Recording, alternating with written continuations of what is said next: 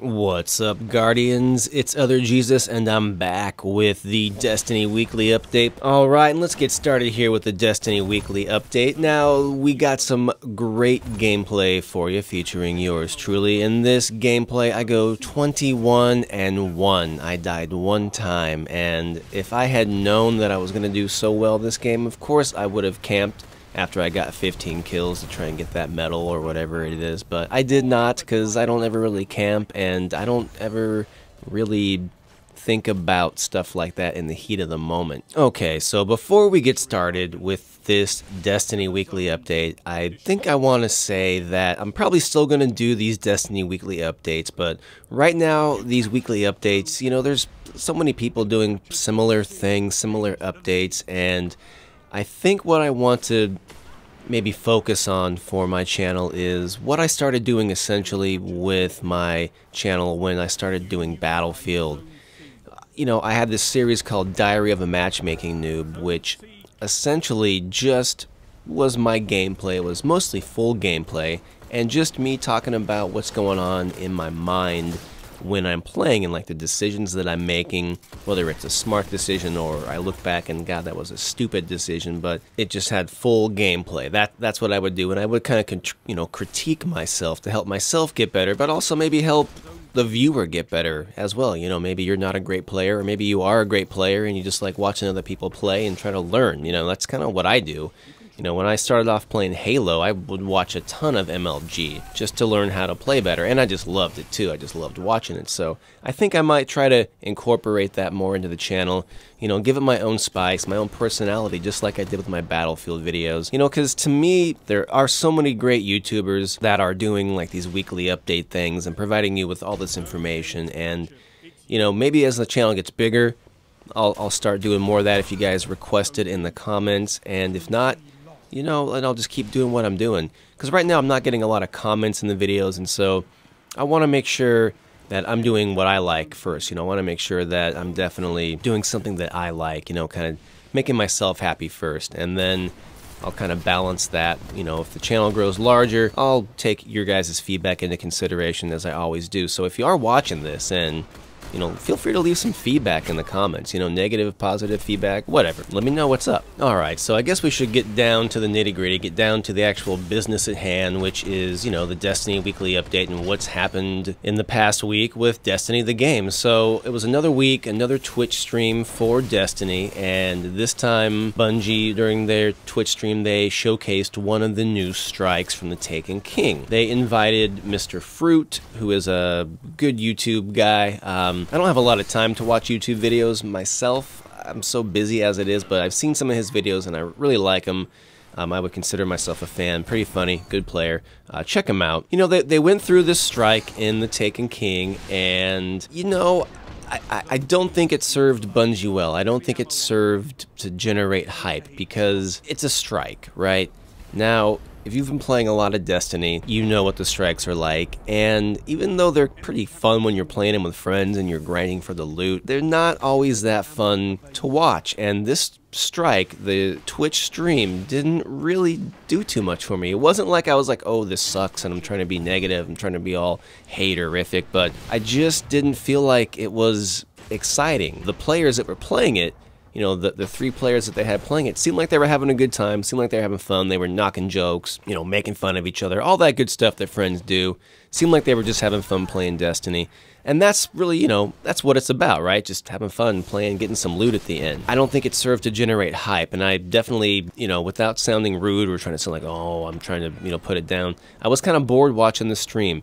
They did show off the subclasses, and that was really cool. I really appreciated that. I thought that was pretty neat. But the strike didn't do too much for me, and even at the end when Deej asked, hey, Mr. Fruit, what did you think? It really seemed like Mr. Fruit was kind of like, it was great that the bosses weren't sponge bosses. And so, I don't know, it seemed like even he was kind of just, but I think he's more of a Crucible player anyway, but again, I mean, it just seemed like the strike wasn't all that hyperific. But what Luke Smith did say in the weekly update, you know, is that the strike replayability, again, he's already said some stuff about this, but the strike replayability is variable, and bosses have more interesting combat phases and less vitality, so they're less of sponges, bullet sponges, and they're more just kind of like big bosses, which is kind of cool in a way. You know, it kind of makes the strike not easier per se, or shorter. I don't know what's the word I'm looking for. I think it just makes it more straightforward and less, and in the end, less boring when you're playing it, because you just kind of get in, you get your loot, you get out, and blam. And there are strike specific rewards. There are specific armor drops, kind of like trophies from the strike boss, and there are weapons, certain weapons that only drop from certain strikes, which is what this game needed so freaking badly in year one, because sometimes you would beat a boss and you would get nothing. Like, what is that about? So it's really cool that there are specific weapons assigned to certain bosses, because that's something that Borderlands did. Even though the weapon didn't drop every single time, you knew when you went to fight a certain boss, you had a chance to get that particular weapon, that particular weapon had a particular drop rate from that boss. And that was awesome. That made you say, hey, I want to go fight this boss again and try and get this weapon and see what version of this weapon that I get. And that was badass to me.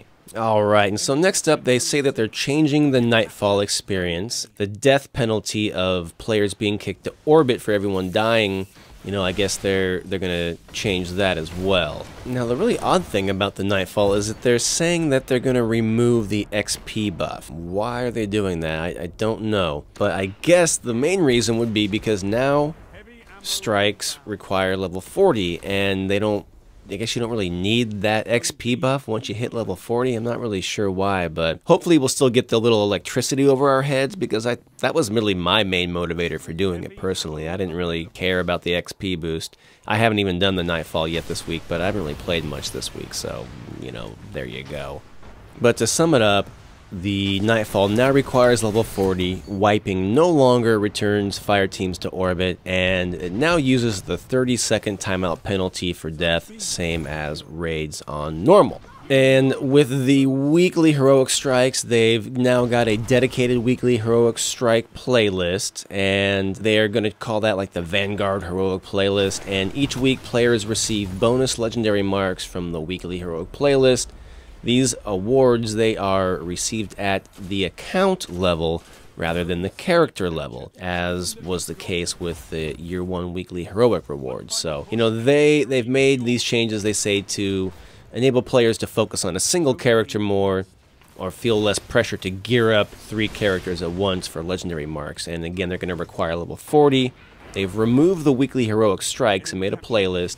Instead, the accounts receive legendary marks for completing the first 3 weekly strikes. They've removed the weekly cap on how many legendary marks can be earned, and you get a guaranteed legendary engram drop from a character's first clear of a weekly heroic strike. And the weekly PvP ritual is going to go something like this. So they're saying that once players have completed the PvP intro chain on Lord Shaxx, they receive access to the weekly PvP quests on Lord Shaxx and the PvP Quartermaster. So each week, Lord Shaxx has a bounty called The True Meaning of War, and completing this bounty each week, which requires completing the PvP weeklies, grants players Nightfall tier rewards. Now, is that a mouthful or what? You might want to actually go read that for yourself on Bungie.net. And finally, to take advantage of any of this, it sounds like you have to beat the campaign. So you have to beat the campaign, and you have to get to level 40 before you can take advantage of any of that other stuff. And that's it for this video, guys. If you made it this far, go ahead and hit that subscribe button, hit the like button, because it helps other people discover this video. And if you have any suggestions or feedback, go ahead and leave me a comment. Thanks for watching. It's OtherJesus. I'm out, and sleep well.